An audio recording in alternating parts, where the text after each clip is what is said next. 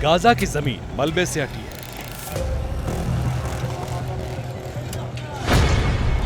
Gaza का आसमान धुआं धुआं।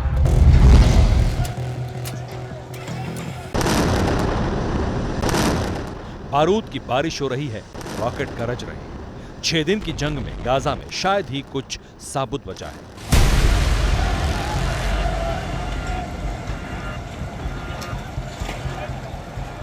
सवाल अब यह है कि यह तबाही कब थमेगी, ये जंग कहां तक जाएगी? क्या गाजा से उठी चिंगारी पूरी दुनिया को झुलसाएगी? क्या गाजा से शुरू हुई जंग इजरायल समर्थक और फिलिस्तीन समर्थकों की जंग में तब्दील हो जाएगी? इस बात की तस्दीक ये तस्वीरें करती है। ये तस्वीरें सीरिया के सरकारी टेलीविजन ने जारी की। सीरिया का दावा है कि इजरायल ने उसके 2 एयरपोर्ट दमिश्क और अलेप्पो पर हवाई हमले किए, जिसके बाद सीरिया ने अपने दोनों एयरपोर्ट बंद कर दिए। माना जा रहा है कि सीरिया के आतंकी संगठनों द्वारा किए जा रहे हमलों का जवाब देने के लिए इजरायल ने यह एक्शन लिया है। मिडिल ईस्ट की जमीन के हालात ऐसे हैं कि हमास इजरायल की जंग किसी भी दिन दूसरे मुल्कों को अपने लपेटे में ले सकती है। ऐसा क्यों हो सकता है, इसे समझने के लिए मिडिल ईस्ट की जमीनी हकीकत को समझना होगा।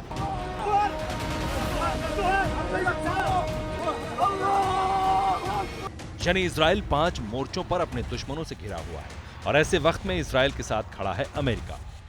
And I would argue it's the deadliest day for Jews since the Holocaust. जंग में इजरायल के साथ एकजुटता दिखाने के लिए अमेरिकी विदेश मंत्री एंटनी ब्लिंकन तेल अवीव पहुंचे हैं। ब्लिंकन के इजरायल पहुंचने से पहले ही हथियारों से लदा अमेरिकी जहाज इजरायल पहुंच चुका है। इतना ही नहीं, अमेरिका ने USS Gerald R Ford aircraft carrier को भी इजरायल की मदद के लिए तैनात कर दिया है। यानी जंग में अमेरिका पूरी तरह से इजरायल के साथ खड़ा है। अमेरिका जमीन पर जंग नहीं लड़ेगा, लेकिन तमाम बाकी पहलुओं पर इजरायल के साथ खड़ा रहेगा। ब्रिटेन, फ्रांस, जर्मनी, ऑस्ट्रेलिया और ईयू ने इजरायल को हर मुमकिन मदद देने का ऐलान किया है। मदद की पहली किश्त के तौर पर जर्मनी ने इजरायल को 2 हेरोन ड्रोन देने का ऐलान किया। जर्मनी और दूसरे हथियार भी इजरायल को देने की तैयारी में है। Festen Belege dafür, dass Iran diesen feigen Angriff der Hamas konkret und operativ unterstützt hat. इसी बीच गाजा की घेराबंदी कर रहे इजरायल ने जर्मनी से युद्धपोत मांगा है। भूमध्य सागर की तरफ से हमास के आतंकियों की घेराबंदी के लिए इजरायल जर्मनी से युद्धपोत मांग रहा है।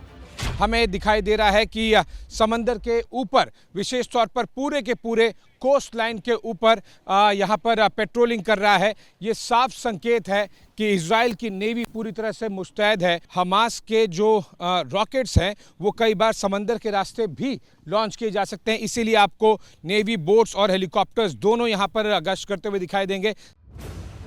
इजरायल हमास के खिलाफ कार्रवाई कर रहा है, लेकिन इस कार्रवाई में इजरायल के साथ अमेरिका और तमाम दूसरे पश्चिमी देश भी खड़े हैं। हमास के इजरायल के खिलाफ एक्शन और इजरायल के साथ तमाम पश्चिमी देशों के साथ आने के बाद अब अरब वर्ल्ड में हलचल है। इजरायल के खिलाफ इस मुहिम का अगुवा है ईरान। हमास और इजरायल जंग के बीच सबसे पहले ईरान और इराक से मिलकर 57 देशों वाले इस्लामिक सहयोग संगठन की बैठक बुलाई। इसी बीच ईरान के राष्ट्रपति इब्राहिम रईसी ने सऊदी अरब के क्राउन प्रिंस मोहम्मद बिन सलमान से फोन पर बात की। ईरान ने सऊदी से वॉर क्राइम रोकने के लिए कदम उठाने की मांग की। सऊदी क्राउन प्रिंस ने कहा कि जंग रुकवाने की हर मुमकिन कोशिश होगी। इस फोन कॉल की अहमियत ऐसे समझी जा सकती है कि सुन्नी बहुल सऊदी अरब और शिया बहुल ईरान में कभी बनी नहीं, लेकिन फिलिस्तीन के नाम पर अब दोनों मुल्क करीब आ रहे हैं। इसी बीच सीरिया के राष्ट्रपति असद और ईरान के राष्ट्रपति इब्राहिम रईसी के बीच भी बात हुई। ईरान के विदेश मंत्री जल्द ही लेबनान का दौरा करने वाले हैं। कतर, यमन जैसे देशों ने फिलिस्तीन के अधिकारों का समर्थन किया है। फिलिस्तीन का मुद्दा अरब जगत के लिए मुस्लिम अस्मिता का मुद्दा रहा है। ऐसे में अब फिलिस्तीन के नाम पर अरब वर्ल्ड में भी लामबंदी शुरू हो गई है। हालांकि ज्यादातर अरब देशों ने हमास की आतंकी हिंसा से दूरी बनाई है, लेकिन इजरायल की आक्रामकता को लेकर अरब वर्ल्ड में गुस्सा बढ़ने लगा है। अरब देशों की शिकायत है कि हमास के खिलाफ एक्शन के नाम पर इजरायल आम फिलिस्तीनियों को निशाना बना रहा है।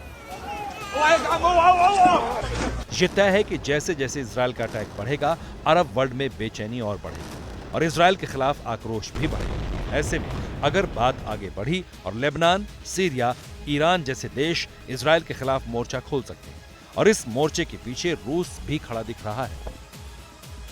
रूस ने सीधे तौर पर हमास का समर्थन नहीं किया है, लेकिन हिंसा को रोकने के लिए स्वतंत्र फिलिस्तीन की बात कही है।